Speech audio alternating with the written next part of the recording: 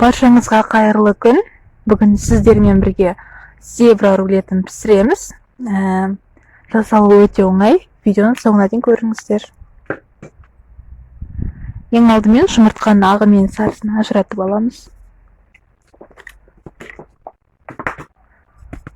Сарысына қанттың аз бөлігін қосып, ағынан аз-аздан шетінен қосып отырып миксерлейміз.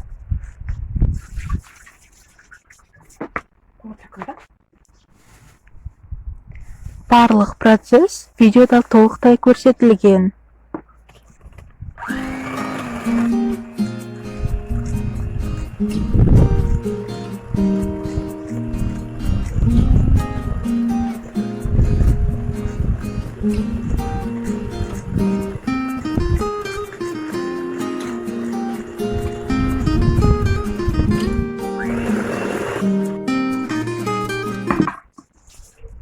Енді жұмыртқаның сарысын миксерлейміз. Ағарғанша миксерлеу қажет. Мен шамамен 5-6 минуттай миксерледім.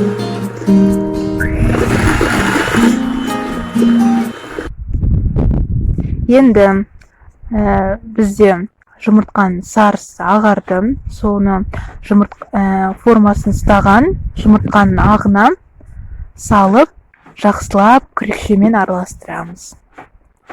Әрине бұл кезде қатты араластырудың қажеті жоқ. Ең бастысы күрекшемен ақырын ғана араластырсаңыздар болғаны.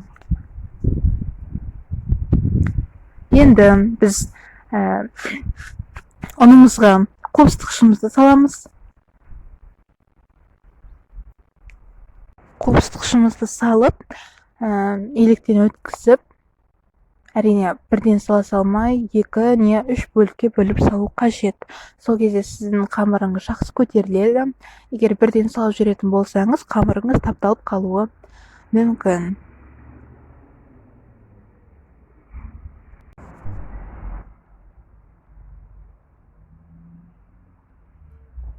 Бізге енді миксердің көмегі қажет болып тұр. Миксерлеп жібереміз.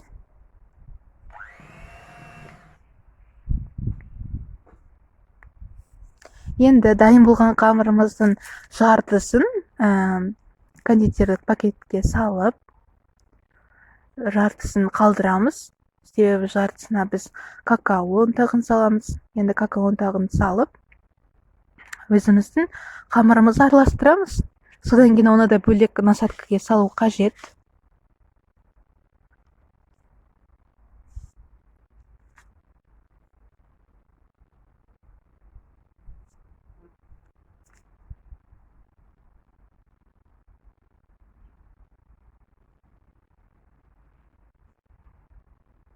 Міне, енді 2 дайын болған қамырымызды 2 насадкаға саламыз. Одан кейін дәл осындай табағымызға пергамент қағазын салып, осындай ою-өрнектер сыза береміз. Өздеріңіз ою салсаңыздар болады, немесе сурет салып, әртүрлі ғып жасасаңыздар болады. Осылай ағын сызып аламыз. Ал орта жақтарынан қоңыр өзіміздің какао ұнтағымызды қоятын боламыз.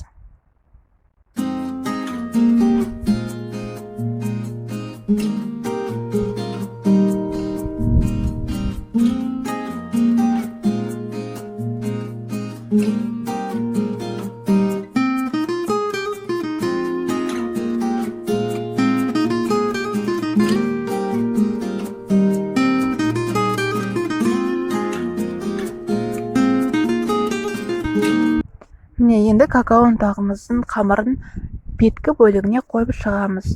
Осы кезде әрине түзулеп, қасықпен немесе өздеріңіздің құралдарыңызбен беткі жағын түзу қылсаңыздар болады. Себебі біздің ең басты астыңғы бөлігі дұрыс сызылып, дұрыс қойылса болғаны. Енді 180 градуста 10, кемінде 5 минут пісіреміз.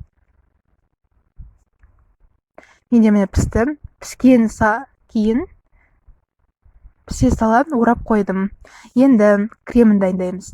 Кремінен мен салқын кілегейді араластырдым. Оған сгущенка қостым.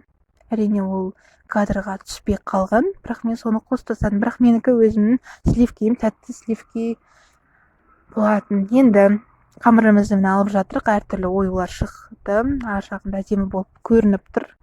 Енді өзіміздің кремімізді шағып ортасына қоятын боламыз.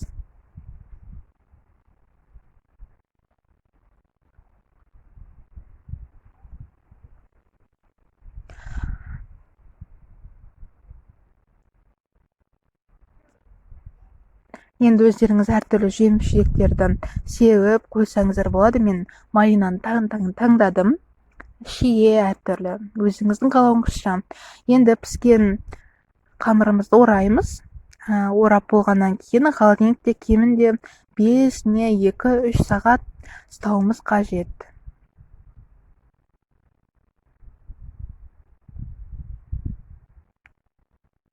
Міне мен кесіп жатырмын. Өте дәмді болып шыққан. Сіздердің де жасауларыңызға кеңес етемін. Өте керемет. Өкінбейсіздер.